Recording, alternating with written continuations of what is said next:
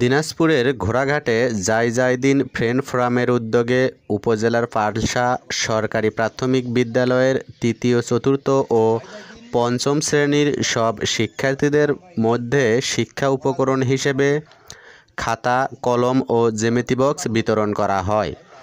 বুধবার 11 ডিসেম্বর দুপুরের পরে শিক্ষা উপকরণ বিতরণী অনুষ্ঠানে জায়দিন ফ্রেন্ড ফোরামের ঘোড়াঘাট উপজেলার কুমটি আহ্বায়ক শিক্ষাবিদ এস.এম.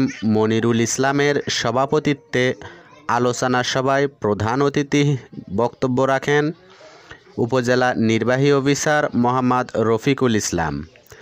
বিশেষ অতিথি বক্তব্য রাখেন সহকারী কমিশনার ভূমি ও পৌর প্রশাসক আব্দুল মামুন কাউসার শেখ, উপজেলা প্রকল্প বাস্তবায়ন কর্মকর্তা সুজন মিয়া।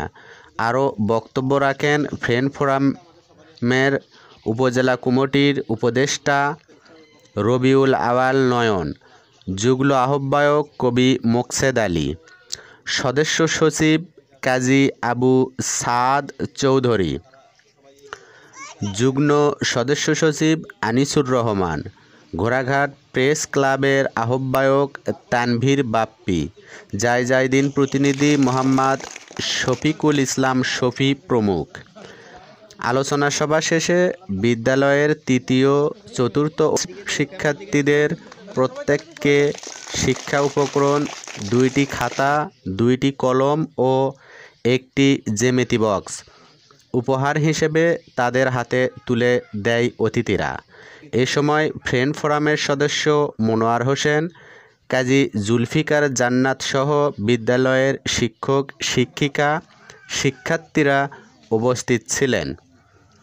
অনুষ্ঠানটি সঞ্চালনা করেন পালশা সরকারি প্রাথমিক বিদ্যালয়ের প্রধান শিক্ষক মোহাম্মদ ফারুক হোসেন।